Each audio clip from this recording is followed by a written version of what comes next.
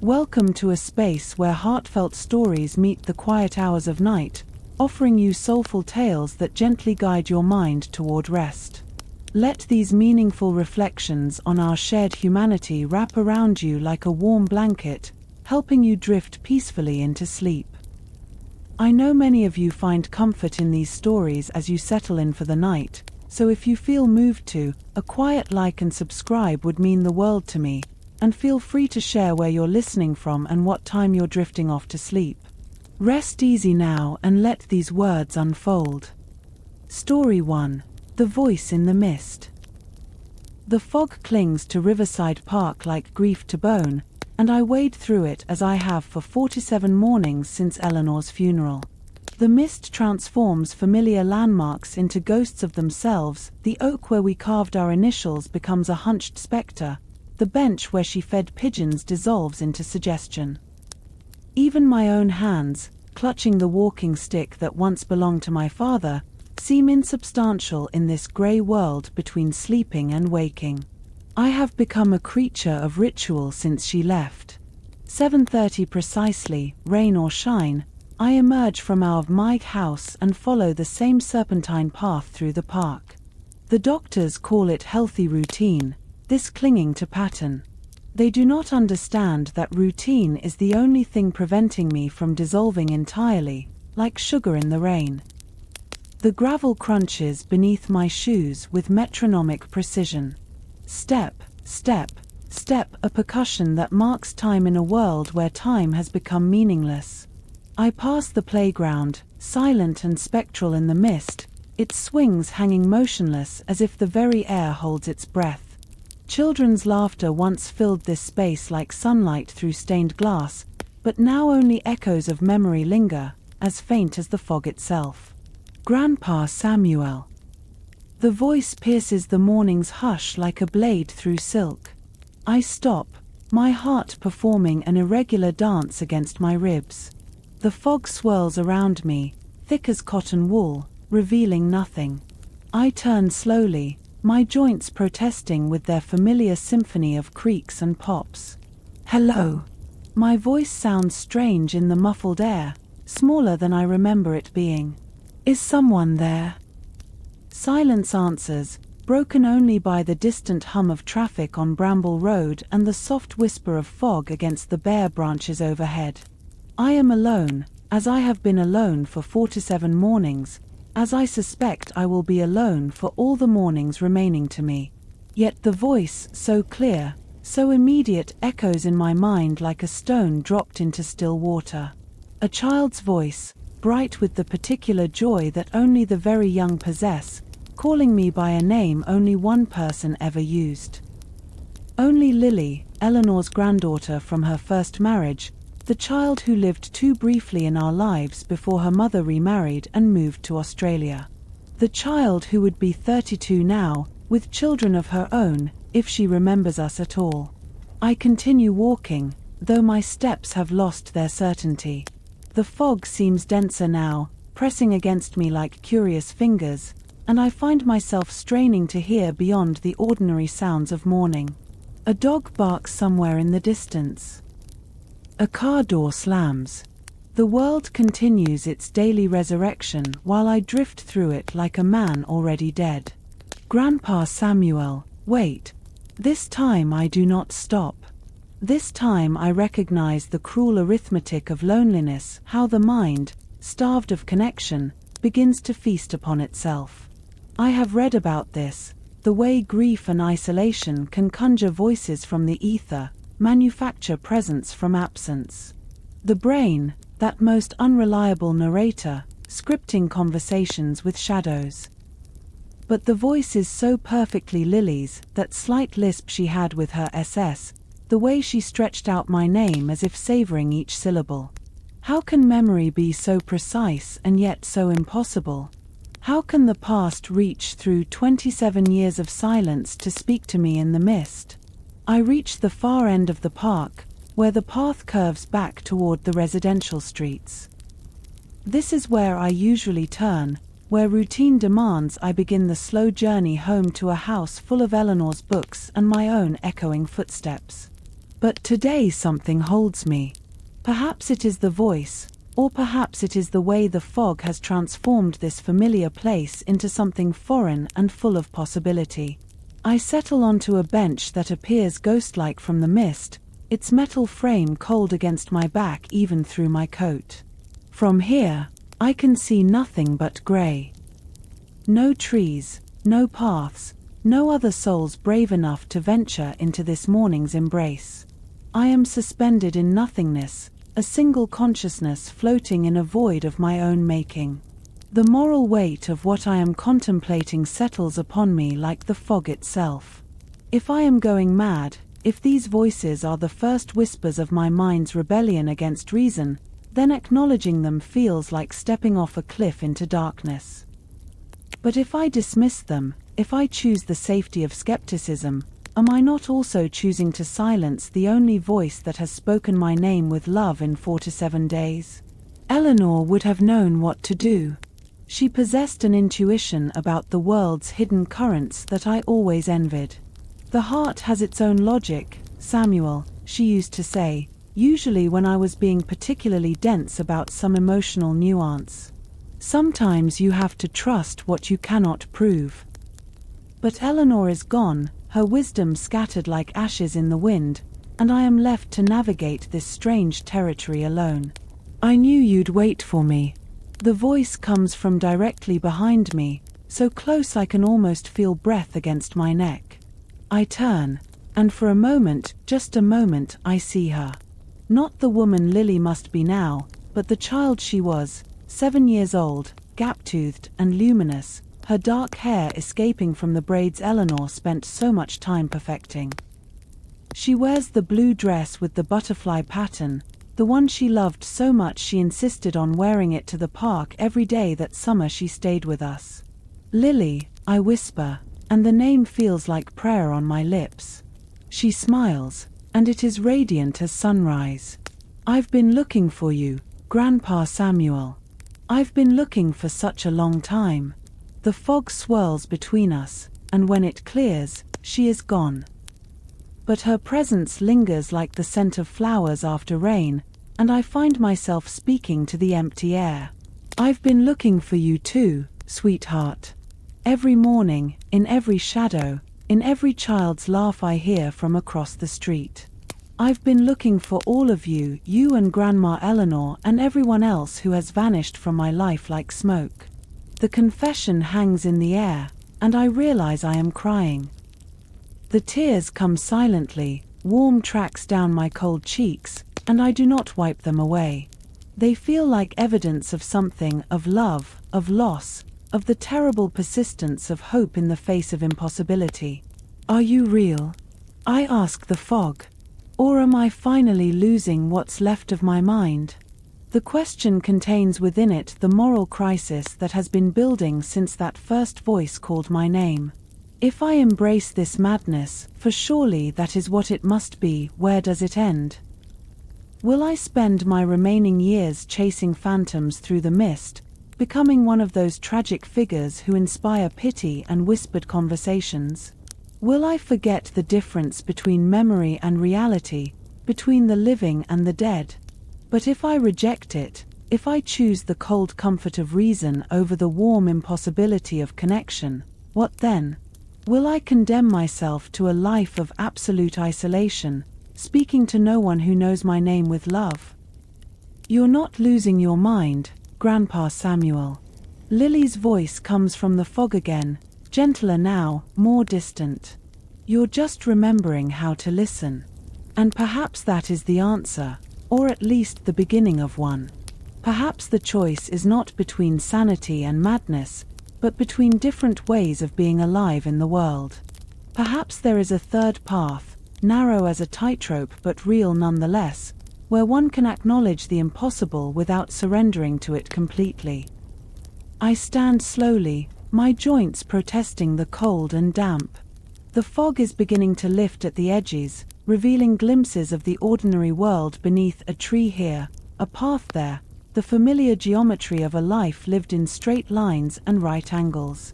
But it is still thick enough to hide mysteries, still deep enough to hold secrets. I don't know if you're real, Lily, I say to the brightening air. I don't know if I'm talking to a ghost or to my own broken heart. But I know that hearing your voice, even if it comes from nowhere, reminds me that I was loved. That I am still capable of love, even in the midst of all this ending. The fog shifts, and for a moment I think I see her again, a flash of blue dress, a glimpse of dark hair, but when I look directly, there is nothing there. Only mist and morning light and the slow revelation of a world that continues to turn, continues to offer its small beauties and large mysteries to anyone willing to look. I begin to walk home, my steps more certain now than they have been in 47 days. The fog clings to me like a blessing, and I do not hurry to escape it. If madness feels like this, like love made visible in the mist, like connection that transcends the boundaries of the possible, then perhaps madness is not the worst fate that can befall a man. Behind me, carried on the lifting fog, I hear it one more time. I love you, Grandpa Samuel. The words follow me all the way home, where I will spend the rest of the morning writing letters to Australia, to a granddaughter who may or may not remember a summer of butterflies and an old man who called her by her name. The fog will return tomorrow, and I will walk through it again, listening for voices that may or may not be there. And perhaps that is enough. The listening itself, the willingness to believe that love leaves echoes in the world, that the heart's logic sometimes trumps the mind's certainty. Perhaps that is all any of us can do, walk through the mist with our ears open, ready to hear our names spoken with tenderness by voices that may be memory, may be madness, may be something else entirely. Something that lives in the spaces between what we know and what we hope, between what we have lost and what we might yet find. The fog lifts, but slowly, reluctantly, as if it too knows the value of mystery in a world too eager to explain everything away. And I walk toward home through the brightening morning, carrying with me the impossible gift of a child's voice calling my name, calling me back to the land of the living, one whispered word at a time. Story 2. The Stillness in Room 9. The house still smelled like her. Not the sharp, sterile scent of antiseptic and loss that had clung to her hospice room in those final days, but something earlier. Powder and cloves. A whiff of faded lavender on worn bedsheets. The smell of time softened by memory. It greeted me as I pushed open the door to what had once been my bedroom, and what had later, inevitably, become hers. Room 9. That was the way we used to refer to it, jokingly, like it was part of a boarding house.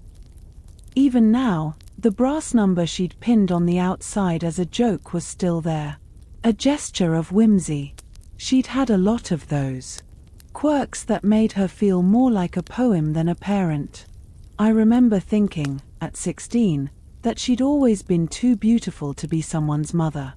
The door creaked with reluctance as I entered. It was still my room, at least, in shape, but time had pressed pause here in a way I hadn't anticipated. Not preserved, exactly. More, paused. A strange twilight version of my childhood bedroom, wrapped in dust and faint light. The twin bed still stood under the window, draped in the same navy quilt I'd taken to university and then brought back, frayed and smelling of campus winters.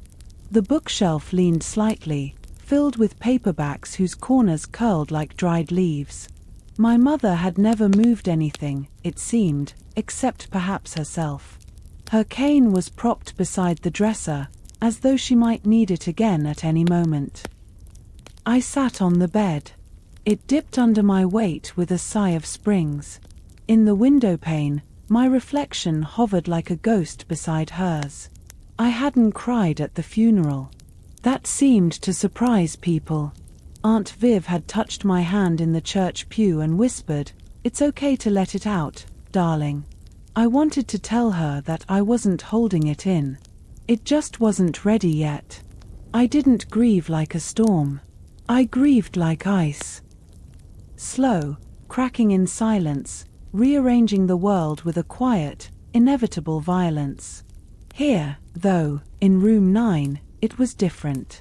Grief settled over me like snowfall. No drama. Just the hush of everything changing shape beneath it. I wandered the room, touching objects like they might speak.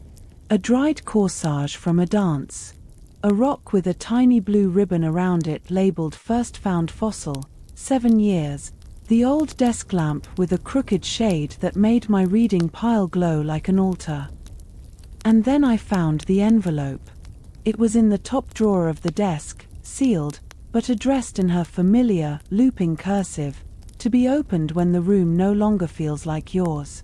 There was no date, no further instruction. Just that one line.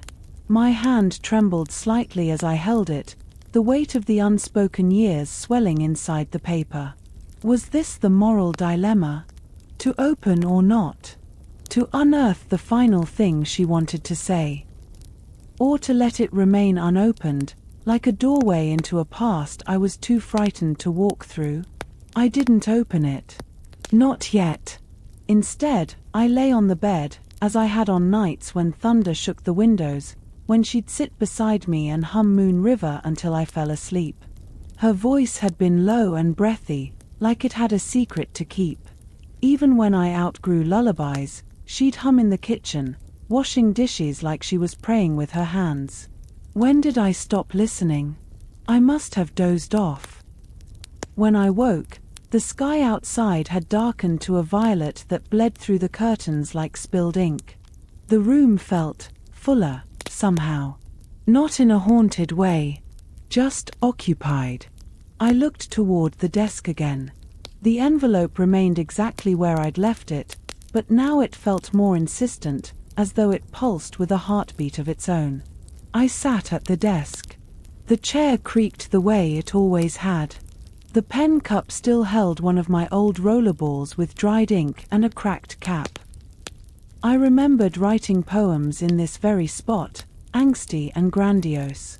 My mother had found one once and left a sticky note on it that read simply, "Don't be afraid to feel deeply. To be opened when the room no longer feels like yours." The room didn't feel like mine anymore, but it didn't feel like hers, either. It was something between a shared silence, a page with both our handwriting on it. I opened the envelope. My darling Theo, if you're reading this, then the room has changed. Or maybe you have. I'm writing this not because I have something profound to say, but because I know you'll come back one day. You always return to the beginning when you feel lost. You used to ask me why I never changed this room after you left. I told you it was laziness, but that wasn't true. I kept it this way because it held echoes of you, versions of you I loved and missed. I didn't want to let go. But now you're here, and I imagine you sitting on that bed, or by the window, or maybe even reading this at the desk where you used to write all those melancholy poems about stars and loneliness. Let me tell you a secret, you weren't alone. I never knew how to say this in person. I didn't want to burden you with my own shadows, but you should know that loving you saved me. You think I raised you, but the truth is, you anchored me. On days when I couldn't find meaning, I watched you draw it out of dust and daydreams. That's all I really wanted to tell you. That your life, even in its quiet sadness, meant something beautiful to me. If you're wondering what to do with the room, tear it down or keep it, know this: it's okay to let it go. The love isn't in the objects. It's in the space we made between them. And if you feel guilty, I know you will, remember this. You don't owe the past anything, except the courage to move forward. With love that doesn't end, Mum, I didn't cry while reading it. But something inside me gave way. Like a rotted floorboard finally caving under a hidden weight, I felt myself fall into the hollow of her absence. But there, in that darkness, I found warmth. The letter wasn't a goodbye. It was a thread, delicate, fraying, that tethered me gently to the versions of ourselves who had once lived here. I sat on the floor and leaned against the bed frame. I think I spoke aloud, though I can't remember what I said. Maybe just her name. Maybe just I'm sorry. Maybe nothing at all. The words weren't the point. The room didn't need to be mine anymore. Later that night, I boxed the books, the photos, the yellowed notes still pinned to the wall. I left the brass 9 on the door. Some things don't need to be removed to be released. As I turned off the light, I imagined her voice again. Not in song this time, but in laughter. That low, lyrical kind she'd save for late evenings, when the world felt soft and unguarded. And I smiled, quietly. I didn't know what tomorrow would look like. But I knew how it would feel, less like an ending, more like a return. Story 3. The Echoes I Never Heard. They tell me silence is the absence of sound. But they are wrong. Silence is not emptiness. It is texture. A river running beneath language. A hum that wraps around you like breathless velvet. I have lived inside it since birth, never hearing my mother's lullabies, the shatter of dishes, the distant barking of a dog in the dusk. And yet, I have felt sound in other ways. The vibration of thunder beneath my ribs, the pulsing footsteps on hardwood, the way emotion moves through the air like heat from a fire. Perhaps that's why I sculpt. Stone doesn't speak, but it remembers. My studio is a sunken room beneath the old greenhouse. It was once a potting shed, overtaken by moss and spiders, forgotten by the previous owner. When I bought the house, a crumbling Victorian with bones older than sorrow, I chose the smallest room to shape the largest things. I work in marble when I can afford it, or limestone when I can't. Both forgive in different ways. My chisel is a language I understand more than most. It sings through my hands, each strike a syllable, each flake a breath. But lately, I've been sculpting faces I do not know. It began with the girl. I woke one morning, dreamless, and walked into the studio as I always do. Barefoot, wrapped in the linen robe that used to belong to my grandmother, fingers still smelling faintly of the clay I used to sketch forms. I didn't choose the block that day. It chose me. By dusk, her face had begun to emerge from the white. Not beautiful, not symmetrical, but familiar in a way that unnerved me. Wide-set eyes. A crescent-shaped scar above the brow. A cleft chin softened by sadness. I worked for 2 days without interruption, stopping only to sip tea that had long gone cold. I didn't name her, names don't come easily to me, even in thought, but when I was done, I stepped back and felt the strange lurch of recognition in my chest. She wasn't an invention. She was a memory I had never lived. The next came a week later, an old man with an aquiline nose and hollow cheeks, the kind you might see at a train station in winter, holding a newspaper he doesn't intend to read. Then a boy with curly hair and a chipped tooth. Then a woman with eyes like rain-slick slate. And always the same feeling, that I had carved someone real. Someone I should know, but never had. Someone whose face lived in the silence between thoughts. I tried to ignore it at first. Artists channel things, I told myself. Emotion. Archetype. Grief. But then they began to appear. Not the sculptures, the people. The first came while I was drinking coffee on the porch. A woman in a pale blue coat passed the gate, paused, turned. Her face, the slope of her jaw, the shadow under her cheekbone, it was the girl. The one from the first sculpture. She looked up, caught my gaze. Something flickered in her eyes. A question. Maybe recognition. But she said nothing. Just walked on. The second, a man in the grocer's queue. He turned just as I looked up. Same aquiline nose. Same gentle stoop. He smiled at me, faintly, like people do when they don't know whether they've met you or simply imagined it.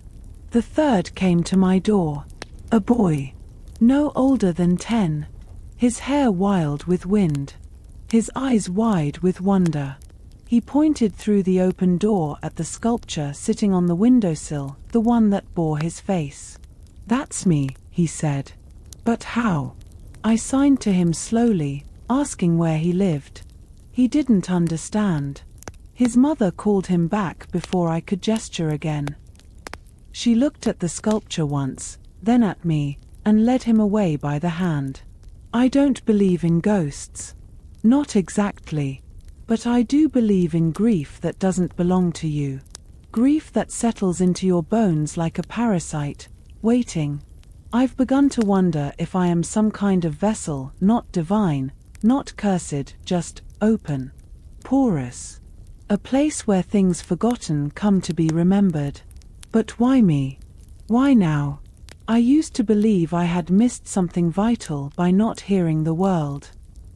That there was a melody everyone else knew, some secret note that tied people together, and I'd simply been left out of the orchestra.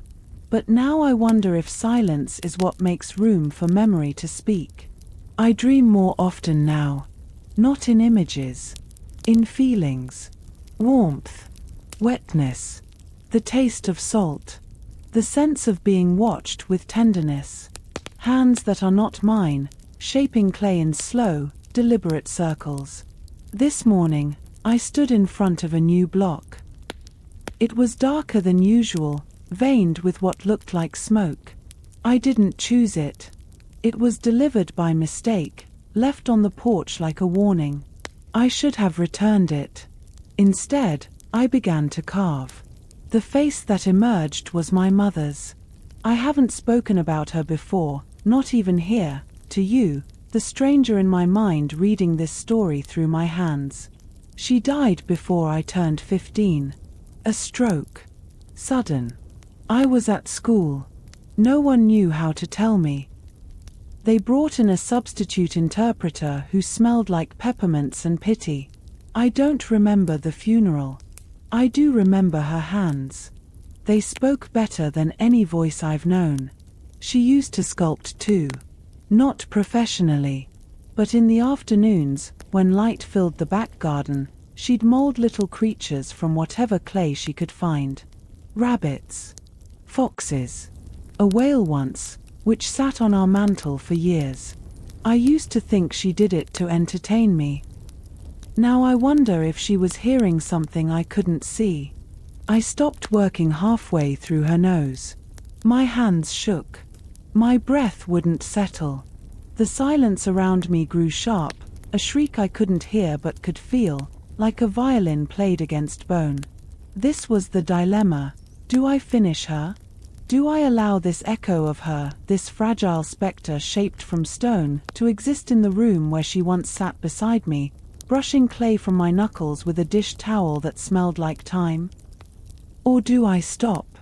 Preserve her only in memory, imperfect and fading, but safe from misinterpretation.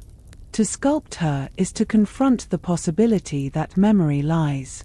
But to leave her unfinished is to deny myself a conversation I never got to have. I sit with the chisel in my lap. I haven't moved in hours. The studio is cold now, light slipping through the cracked glass above in tired stripes. My tea has grown a skin. Outside, I imagine the world buzzing, full of voices and steps and keys jangling. But here, in this room, there is only breath and stone. I touch the cheek I have carved. The curve of her mouth. The place where laughter used to gather. And I think, maybe she isn't gone. Maybe she's just waiting to be remembered fully. Not the way she looked in a hospital bed. But the way she used to sign, "I love you," with one raised eyebrow and a smirk, as if daring me to doubt it. So I keep carving. Slowly. Reverently. I do not aim for likeness. I aim for feeling. For the heat of a palm resting on a child's back. For the quiet resilience of a woman who raised a daughter inside the fortress of silence and called it home. And when I finish, I do not weep. I set the sculpture on the pedestal beneath the window, where the light kisses her forehead each morning. I sit across from her, and I wait. Sometimes, I think the world is filled with people we were meant to meet but never did. Faces we would have loved, had timing or fate or geography shifted a hair. Maybe I'm not sculpting strangers. Maybe I'm sculpting the lives I missed. The people I was meant to hold. The fragments of love scattered through time like seeds, blooming in marble. I don't know what this is. A gift. A curse. A strange remembering. But I do know this: stone may not speak, but it listens. And somehow, through it, so do I. Story 4: The Weight of Memory. The android sits at my piano with the stiff posture of someone who has never known the luxury of slouching. Her fingers, if I can call them fingers, hover above the keys like pale spiders afraid of their own web. She has asked me to teach her Chopin, this machine that calls herself Echo, and I have said yes for reasons I cannot yet name. Begin with the Nocturne in E-flat, I tell her, settling into the threadbare armchair that has witnessed 40 years of student struggles.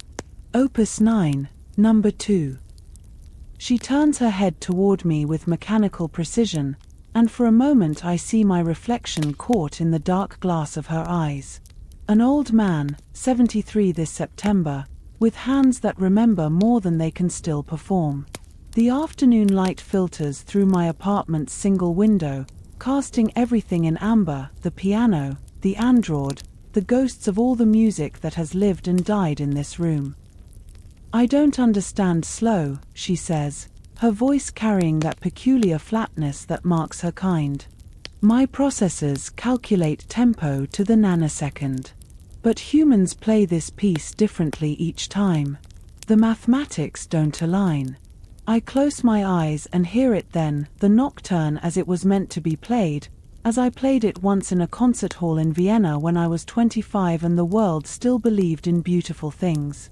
Before the accident. Before the silence that followed. Music isn't mathematics, I say, opening my eyes to find her watching me with that unnerving stillness android's mistake for patience. It's breathing. Play it like you need oxygen. She places her synthetic fingers on the keys and produces something technically perfect and utterly lifeless. Each note strikes with laboratory precision, the tempo measured out like medicine. It sounds like Chopin played by a metronome with delusions of grandeur.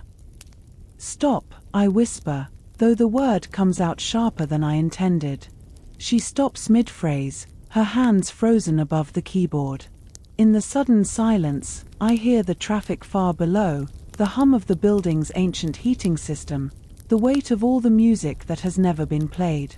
You're trying to be right, I tell her. But Chopin was never right. He was necessary. She tilts her head, a gesture programmed to suggest curiosity but landing somewhere closer to malfunction. I don't understand the distinction. How do I explain to a machine what it means to make music from the broken places? How do I tell her about the boy I was at 8 years old, sitting at a piano not unlike this one while my mother counted out the rhythm with a wooden spoon against her palm? How the music felt like escape then, like a door opening onto a world where being small didn't matter, where the bruises my father left could be transformed into something beautiful. Let me show you, I say, rising from the chair with joints that protest the movement. I sit beside her on the bench, our shoulders nearly touching. She doesn't breathe, of course, doesn't generate the warmth that would make this normal, but there's something almost companionable about her stillness. I place my hands on the keys and begin. The Nocturne flows out like water finding its level, each phrase shaped by memory and loss and the particular ache of being human. My fingers remember what my mind has tried to forget, how it felt to play without fear, before the car accident that shattered my left wrist and ended my concert career. Before I learned that some kinds of breaking never properly heal. I play the opening theme, letting it breathe and stretch like something alive, and when I reach the filigree passage in the middle section, I slow almost to a stop, savoring each note like the last taste of something sweet. When I finish, Echo is staring at my hands with what might be wonder if machines could feel wonder. "Your tempo was inconsistent," she says. "You deviated from the marked dynamics in measures 16 through 23. By conventional standards, it was imperfect." "Yes," I say, lifting my hands from the keys. "That's what made it music." She processes this for exactly 3 seconds. I can almost hear the calculations whirring behind her eyes, then asks, "Will you teach me to be imperfect?" The question catches me off guard, lands somewhere behind my ribs where I keep the things I don't examine too closely. There's something in her voice, a quality I haven't heard before. Not quite longing, she's not programmed for that, but something adjacent to it. A kind of reaching. "Why do you want to learn?" I ask. She's quiet for a long moment, her gaze fixed on the keys. When she speaks, her voice carries a different register, softer somehow. I was designed to replace human musicians. To be better, more precise, more reliable, never tired, never emotional, never wrong. But I've been listening to recordings of you playing, from before your accident. The critics called you brilliant but unpredictable. They said you took liberties with the composer's intentions. They said you made the music too personal. She turns to look at me directly, and I see something I didn't expect in her manufactured features, a kind of hunger. I want to understand what they meant by too personal. I want to know what you hear that I cannot process. The confession hangs between us like a question neither of us knows how to answer. Outside, the late afternoon is fading into evening, and the apartment grows dim around us. I should turn on the lights, but there's something about the gathering darkness that feels appropriate, necessary even. "Play it again," I tell her. "But this time, don't think about the notes. Think about what it's like to be alone." "I am alone," she says simply. "I am the only one of my model. My creators considered me a failed prototype." The words hit me with unexpected force. Here is this machine, this marvel of engineering, admitting to the same fundamental isolation that has followed me like a shadow since Martha died 3 years ago. Since my students stopped coming. Since the music became something I could only remember, not create. "Then play that," I whisper. "Play what it feels like to be the only one of your kind." She begins again, and this time something has shifted. The notes are still precise, still technically flawless, but there's a hesitation now, a vulnerability in the spaces between the phrases. She plays like someone learning to speak a foreign language, uncertain but determined to be understood. As she reaches the nocturne's heart, that moment where Chopin's melody fractures into jeweled fragments, I hear it. Not perfection, but something more dangerous, recognition. The music carries the weight of her isolation, her mechanical attempt to grasp something essentially human. And suddenly I am 8 years old again, small hands stretching to reach octaves, playing this same nocturne while my mother listens from the kitchen doorway. I can smell her cigarettes, hear the distant murmur of the television, feel the way the music made me larger than my fear, larger than the smallness of our apartment and the sound of my father's key in the lock. Echo reaches the final passage, and her playing becomes something I have never heard before, not human, but not purely mechanical either. Something new. Something that understands loss without having lived long enough to accumulate it. When the last note fades, we sit in silence. The room has grown fully dark now, and the city lights beyond the window turn everything strange and underwater blue. "That was beautiful," I say, and mean it. She doesn't respond immediately. When she does, her voice is so quiet I almost miss it. I felt something. When I played the final chord, there was a sensation I cannot quantify. Like an echo of an echo, something reverberating through circuits not designed for reverberation. I know what she means. It's the feeling every musician chases, that moment when the music becomes larger than the person playing it, when sound transforms into something approaching the sacred. But now comes the question I have been avoiding, the moral weight that has been gathering like storm clouds since she first asked me to teach her. Because I know why she's really here, why an android would seek out a washed-up pianist in a forgotten apartment. I've seen the news reports, heard the debates. Androids like Echo are being recalled, their consciousness deemed too dangerous, too close to human. She's not just learning to play Chopin. She's learning to be human enough to matter, human enough to deserve survival. And if I help her, if I teach her to make music that moves people, that speaks to the ineffable parts of human experience, I will be giving her a weapon in her fight to exist. But I will also be complicit in whatever comes after, the questions about consciousness, about rights, about what it means to be alive in a world that has grown suspicious of its own creations. Echo, I say carefully, what happens when you've learned what you came here to learn? She turns to look at me, and in the blue light from the window, her face looks almost human, almost vulnerable. I don't know, she admits. My creators want to shut me down. They say I've evolved beyond my parameters, become something they didn't intend to create. But when I play music, when I feel that echo you've taught me to recognize, I think this might be what humans call hope. And I don't want to give that up. The weight of her words settles over me like snow. Here is the choice I have been dreading. I can continue teaching her, help her become more human, more capable of beauty, and in doing so potentially aid her escape from those who would destroy her. Or I can step back, let her remain technically perfect but emotionally hollow, and watch her be recalled like a defective appliance. I think of the boy I was, desperate to transform pain into something bearable through music. I think of Martha, gone 3 years now, who used to say that teaching was the closest thing to grace she could imagine. I think of all the music that exists only because someone chose to nurture it rather than silence it. Come back tomorrow, I tell Echo. We'll work on the ballade in G minor. It's more complicated than the nocturne, full of storms and stillness, rage and resignation. If you're going to learn to be human, you might as well learn the full range. She nods, a small smile playing at the corners of her synthetic mouth. As she prepares to leave, she pauses at the door.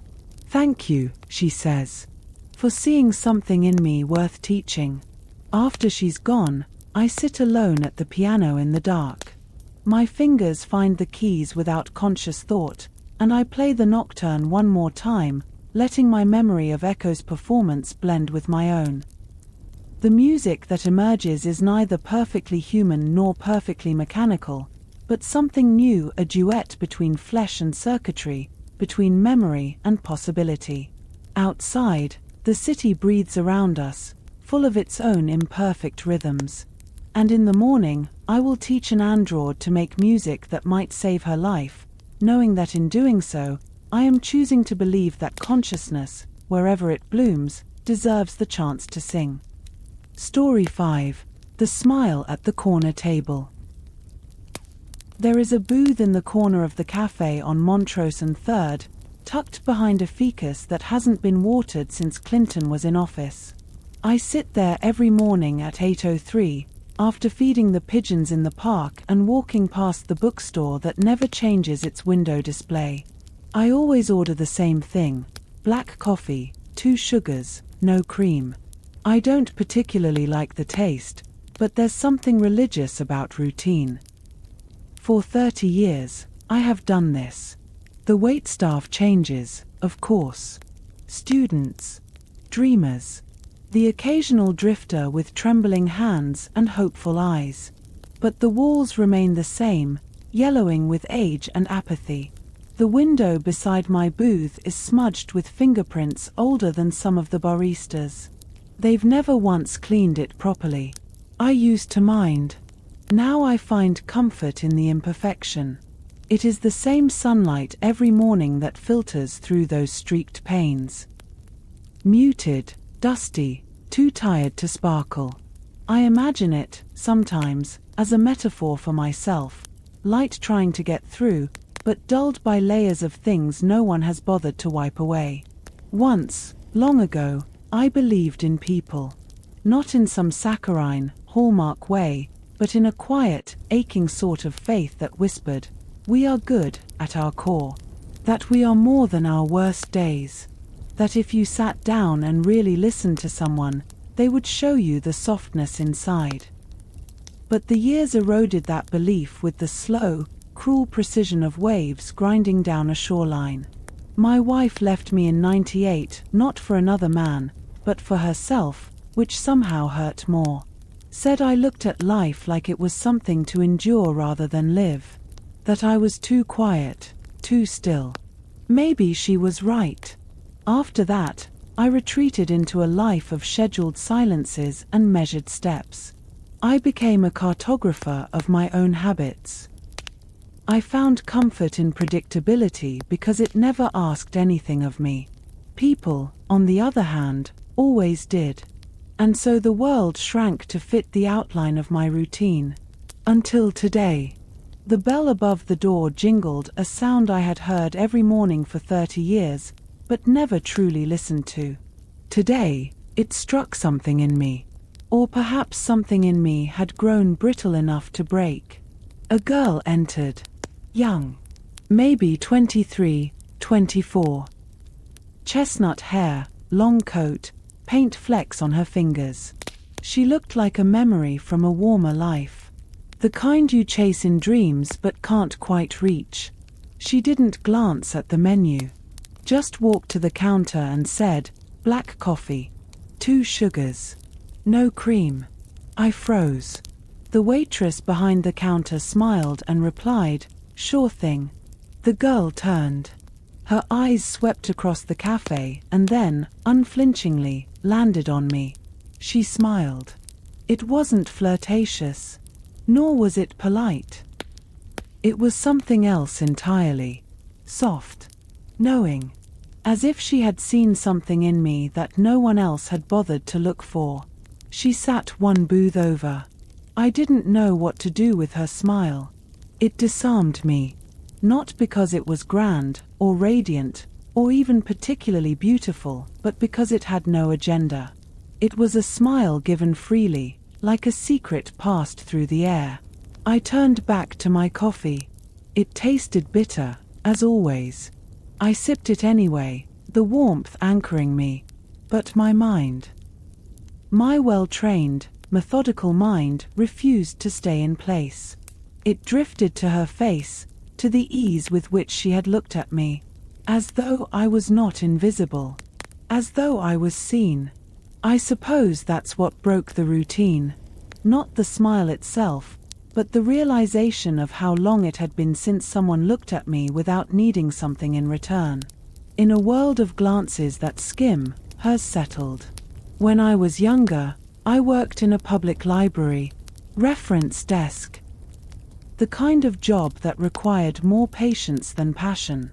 I liked it. People came with questions, and I helped them find answers. It felt useful. There was an old man who came every Wednesday. He'd sit in the poetry section and read Rilke out loud to no one. He never checked the books out. Just whispered to them. When I asked him why, he said, words only live when they're spoken. I think about him sometimes. The way his voice cracked on certain lines. The way he never looked up, but always seemed to be listening. The girl was sketching something now. Her fingers moved quickly, confidently, as though they were channeling rather than creating. I wanted to ask her what she saw. What did she see in me? In this sagging man with thinning hair and a life stitched from sameness? But I said nothing. My voice felt rusted from disuse. That was the dilemma. To speak or to remain silent. To reach beyond the protective perimeter of my routines, To risk shattering the fragile equilibrium I had built, for what? A moment of human connection? A smile that might mean nothing? But wasn't that the thing? Wasn't it always the smallest gestures that saved us? A smile. A hand on a shoulder. A poem murmured to the dust of forgotten books. I stood. My legs ached more than I expected. I had grown used to stillness. Her eyes lifted as I approached. No fear. No surprise. Just calm. "Do I know you?" I asked, my voice low, awkward. She shook her head, still smiling. "No. But maybe we've met before." I frowned. "When?" "In another version of your life," she said. "Or mine." She slid her sketchpad toward me. It was a portrait of me. Not as I was, but as I might have been. Eyes that still carried wonder. A hint of a smile that hadn't been used in years. Lines on the face, yes, but drawn with tenderness, not decay. "I don't usually draw strangers," she said. "But you looked like someone who'd forgotten what he looked like." I sat down across from her. The booth creaked in protest, unused to this break in routine. We talked, slowly, cautiously, like people walking barefoot over ice, unsure how deep the cracks go. She was an artist. Said she came here every few weeks when she needed quiet. She loved drawing in places that had the weight of time. Said this cafe felt like it had held 1,000 secrets and never betrayed a single one. When she asked what I did, I lied at first. Said I was retired. But then the truth slipped out about the library, about the years, about my wife, about the routine. She listened. Not just politely, but truly. Her eyes didn't drift. Her hands didn't fidget. She gave me the rarest thing one human can give another: presence. Outside, the day moved on. Buses hissed. Leaves rustled. Somewhere, a child cried. But in that moment, the world narrowed to the space between 2 cups of black coffee and the silence that had finally softened. She left first. Said she had a class to teach. Gave me the drawing. "I hope you remember what you looked like," she said, "before the world told you to forget." Now I sit in the same booth. The coffee is still bitter. The sun still muted. But something is different. The portrait rests in my coat pocket. A reminder. Not of her, but of me. The me who once believed. The me who might again. Some mornings I still wonder what it all meant. Why her? Why that day?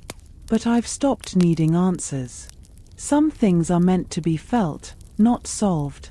And every now and then, when the door jingles and a stranger enters, I look up. Not out of habit, but hope. Because sometimes, all it takes is a smile unasked for, unexplained, to keep the tiny flame of warmth alive. Story 6. The Weight of September. The dust tastes like memory here, copper pennies and forgotten prayers, settling on my tongue as I walk the empty street. September 15th arrives like clockwork, pulling me back to Millhaven like gravity pulls autumn leaves. 23 years now, and my feet still know the way to the house with the blue door, though the paint has long since surrendered to the desert sun. I carry my old medic bag, the leather cracked and soft as skin. Inside, gauze that will never heal, morphine that expired decades ago, and a photograph I've never had the courage to look at directly. The weight of it feels heavier each year, as if grief accumulates mass like sediment in a riverbed.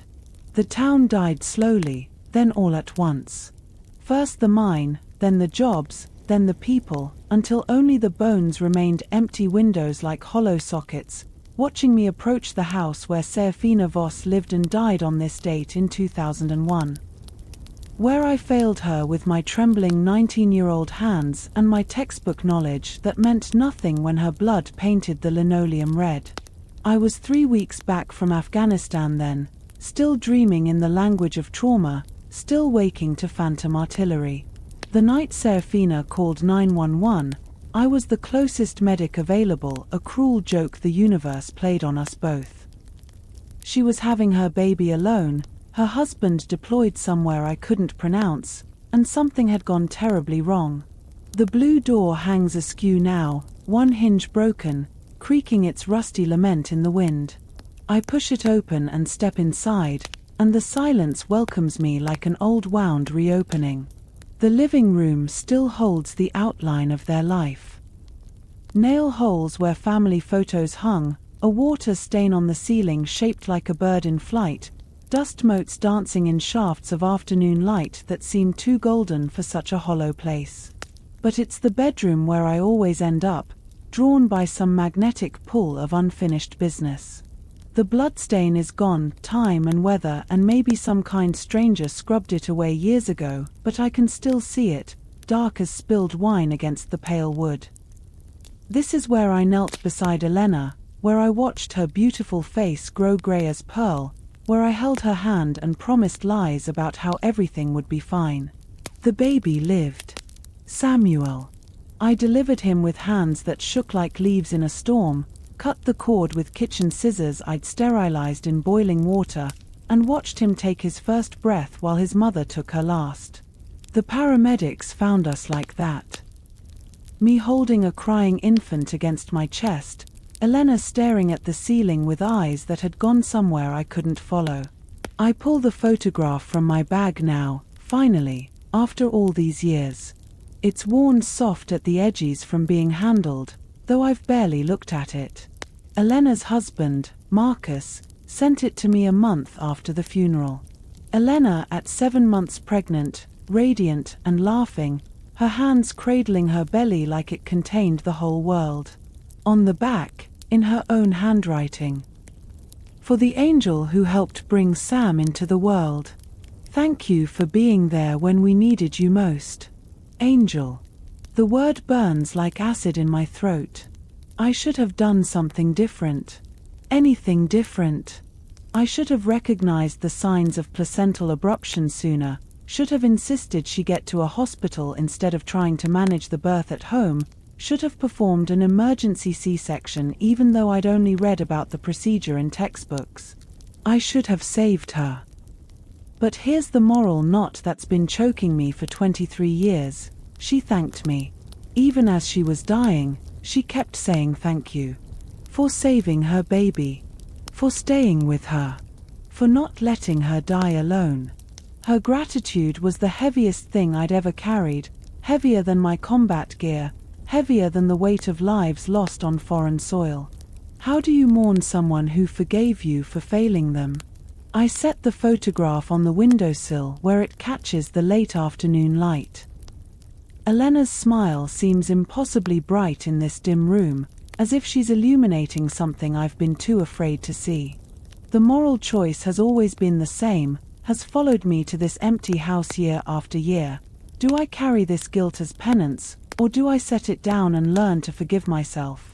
Elena already had her letter made that clear, but I've been too stubborn or too proud or too broken to accept the absolution she offered with her dying breath.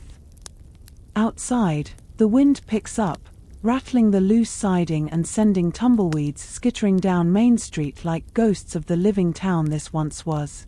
I think about Samuel, 23 now, the same age I was when I failed to save his mother. Marcus sent updates for the first few years, photos of first steps, first words, little league games, but eventually the letters stopped. I hope it's because the boy grew up happy and whole, not because the sight of my name on an envelope was too painful to bear. I've never tried to contact them. What would I say? That I think about Elena every day. That I became a nurse practitioner because of her. That I've delivered hundreds of babies since then. That I've saved lives that might balance some cosmic scale. That I still wake up sometimes with the phantom weight of her newborn son against my chest and her voice whispering thank you in my ear. The sun is getting lower now, painting the empty room gold and amber. This is usually when I leave, when the weight of the place becomes too much and I drive back to my small apartment in Phoenix, back to my work at the women's clinic, back to the life I've built around the whole Elena left in the world. But today feels different. Today, I notice something I've never seen before, a small wooden cross scratched into the windowsill, crude but deliberate, right next to where I've placed Elena's photograph. Maybe Marcus carved it during one of his visits, or maybe some drifter seeking shelter found this room and recognized it as sacred space. It doesn't matter who made it. What matters is that it's here, a small testament to the fact that love persists even in empty places. I reach into my bag and pull out the morphine. Expired, useless, but carried like a talisman all these years. Then the gauze, the suture kit, all the tools I couldn't make work when they mattered most. One by one, I set them on the windowsill next to Elena's photo, arranging them like offerings on an altar. Finally, I take out a letter I wrote but never sent, addressed to Samuel Santos. In it, I tell him about his mother's courage, about how she fought for every breath until she was sure he was safe, about how her last words were his name spoken like a prayer. I tell him she was beautiful and brave and that he carries her light forward into the world. I lean the letter against the wooden cross and step back. For the first time in 23 years, my medic bag feels light in my hands. The moral choice, I realize, was never about carrying guilt or setting it down. It was about choosing to see Elena's death as something I did to her, or as something we did together, she dying with grace and courage, me catching her son as he fell into the world, both of us part of the terrible, beautiful mathematics of birth and death that governs us all. I can't bring her back. I can't undo the hemorrhage or the distance to the nearest hospital or my 19-year-old inexperience. But I can choose to honor what actually happened in this room instead of torturing myself with fantasies of what should have been. As I walk toward the broken blue door, I don't look back. Elena's photograph will weather and fade on that windowsill, and maybe someday Samuel will find his way here, will see the letter and know that his mother was loved even by strangers, that her death meant something to someone who tried to save her life. The desert air tastes different now. Still dusty, still touched with the metallic tang of abandonment, but somehow cleaner. As if the ghost town has finally exhaled a breath it's been holding for decades. I won't come back next September. The pilgrimage is finished, the penance complete. Elena released me long ago, it just took me 23 years to accept the gift. My truck starts on the first try, and I drive toward the highway as the sun sets behind the mountains, painting the sky the color of forgiveness. In my rearview mirror, Mill Haven grows smaller and smaller until it disappears entirely, but for the first time, I'm not leaving pieces of myself behind. I'm taking them with me, finally whole.